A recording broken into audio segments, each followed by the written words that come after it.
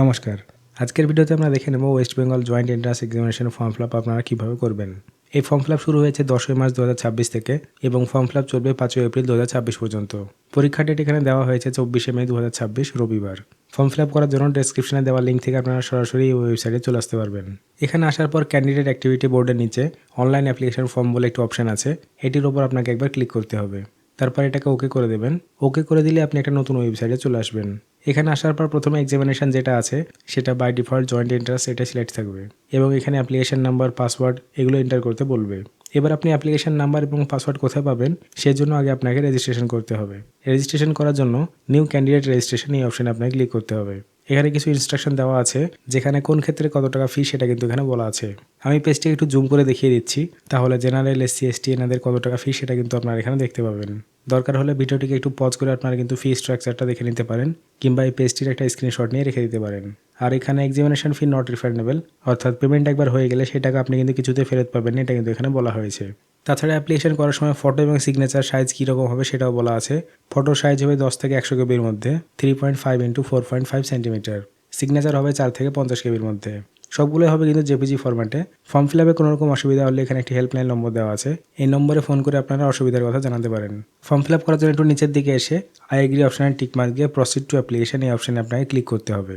এখানে ক্লিক করার পর কিছু কিছু চেকলিস্ট আছে, যেখানে আপনি যে ডকুমেন্টগুলো এন্টার করবেন, মানে আপনার নাম, বাবার নাম, ডেট অফ বার্থ, এগুলো কোন ক্ষেত্রে কী কী কাজে লাগবে সেটা এখানে মেনশন করে দেওয়া আছে। এগুলো সব আপনাকে কনফার্ম করতে হবে।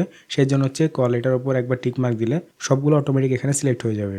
তারপরে এগ্রি অপশানে ক্লিক করবেন, তারপর আবার ইয়েস করে দেবেন। এবার শুরু হবে রেজিস্ট্রেশন প্রসেস। এটা হচ্ছে রেজিস্ট্রেশন ফর্ম। এই ফর্মটি ফিল আপ করলে আপনি আইডি, পাসওয়ার্ড পাবেন।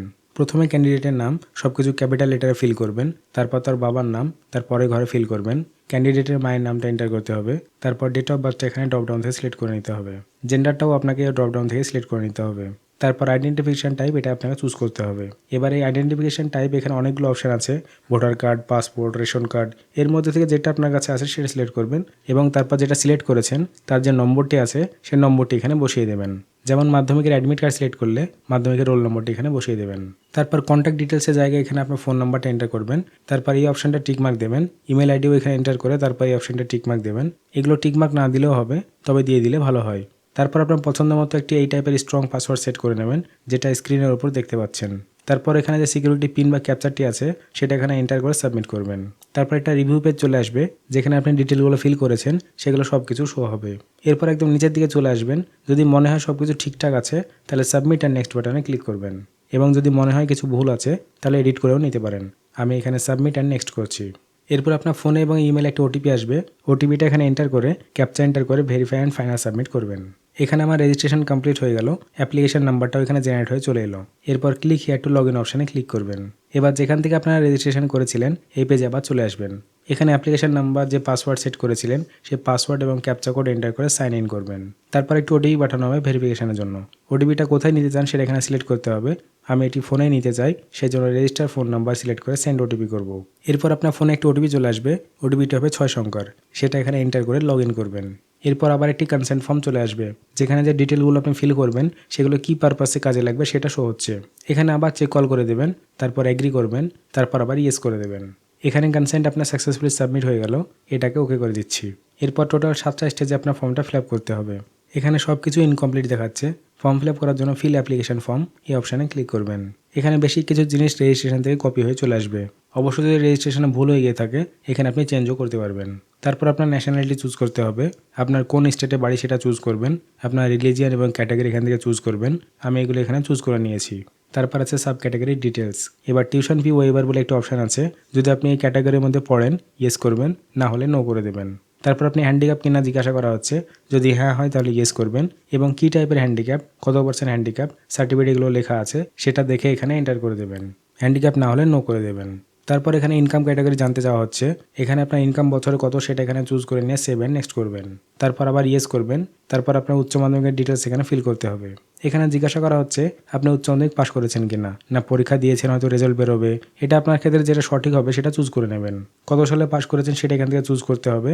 আর যদি অ্যাপায়ারিং করেন সেক্ষেত্রে শুধুমাত্র 2026 এই কথাটি আসবে। আমি এটা আপাতত পাস করে দিচ্ছি। তারপর কোন বোর্ড থেকে পাস করেছেন সেটা এখান থেকে চুজ করতে হবে। তারপর স্কুলের নাম এবং অ্যাড্রেস এন্টার করবেন এবং স্কুলের পিনকোড, মানে আপনি যে স্কুল থেকে উচ্চ মাধ্যমিক দিচ্ছেন সেখানকার অ্যাড্রেস এবং পিনকোড এন্টার করে সেভ অ্যান্ড নেক্সট করবেন। তারপর আপনার অ্যাড্রেস এখানে এন্টার করতে হবে। আপনার প্রেজেন্ট অ্যাড্রেস কী আছে, ভিলেজ, পোস্ট, আপনার লোকালিটি, কান্ট্রি বা দেশের নাম, স্টেট, ডিস্ট্রিক্ট, এগুলো সব ড্রপ ডাউন থেকে চুজ করে নেবেন। কিছু কিছু জিনিস ম্যানুয়ালি টাইপ করতে হবে, যেমন পুলিশ স্টেশনের নাম, ভিলেজের নাম, বাদবাকি সব ড্রপ ডাউন থেকে পেয়ে যাবেন এবং পিনকোডটিও আপনাকে ম্যানুয়ালি টাইপ করতে হবে। প্রেজেন্ট অ্যাড্রেস এবং পার্মানেন্ট অ্যাড্রেস যদি একই হয়ে থাকে তাহলে এই ঘরে টিকমার্ক দিলে সব কিছু অটোমেটিকলি কপি পেস্ট হয়ে চলে আসবে। যদি আলাদা হয় তাহলে টিকমার্ক দেওয়ার দরকার নেই, সমস্ত অ্যাড্রেসটা আবার ফিল আপ করে সেভ অ্যান্ড নেক্সট করবেন। এরপর আপনার এক্সাম সেন্টার চুজ করতে হবে। এখান থেকে আপনি টোটাল 3টে এক্সাম সেন্টার চুজ করতে পারবেন। প্রথমে এখান থেকে স্টেট চুজ করবেন, তারপর আপনার বাড়ির নিয়ারেস্ট যে সিটি বা এক্সাম সেন্টার আছে সেটা চুজ করে নেবেন। এরকম করে আপনার 3টে এক্সাম সেন্টার আপনার বাড়ির কাছাকাছি বা আপনার যে এলাকায় সুবিধা হবে সেটা চুজ করে নিয়ে সেভ অ্যান্ড নেক্সট করবেন। তারপর এখানে আপনাকে ফটো এবং সিগনেচার আপলোড করতে হবে জেপিজি ফরম্যাটে 10 থেকে 100 কেবির মধ্যে। সিগনেচার হবে 4 থেকে 50 কেবি জেপিজি ফরম্যাটে। চুজ ফাইল অপশানে ক্লিক করে সেটা আপলোড করে নিয়ে নেক্সট করবেন। ফটো এবং সিগনেচার আপলোড করার পর আপলোড ফাইনালি আর নেক্সট অপশান পেয়ে যাবেন। এখানে আপনি টোটাল যে ফর্মটি ফিল আপ করলেন সেটা আপনার সামনে শো হবে। একবার খুব ভালোভাবে মিলিয়ে নেবেন, যদি মনে হয় সব কিছু ঠিকঠাক আছে তাহলে এই অপশানটা টিক মার্ক দিয়ে সেভ অ্যান্ড ফাইনাল সাবমিট করবেন। আর যদি ভুল হয়ে গিয়ে থাকে প্রিভিউ অপশানে ক্লিক করে এডিট করেও নিতে পারেন। ফাইনাল সাবমিট করার পর এখানে সমস্ত অপশানগুলো সবুজ হয়ে যাবে। এরপর আপনাকে পেমেন্ট করতে হবে। পেমেন্ট করার জন্য পে রেজিস্ট্রেশন ফি অপশানটা ক্লিক করবেন। এরপর এখান থেকে ক্যাটাগরি অনুযায়ী ফি জমা দিতে হবে। আমি এটা জেনারেল করেছিলাম, সেই জন্য 500 টাকা দেখাচ্ছে।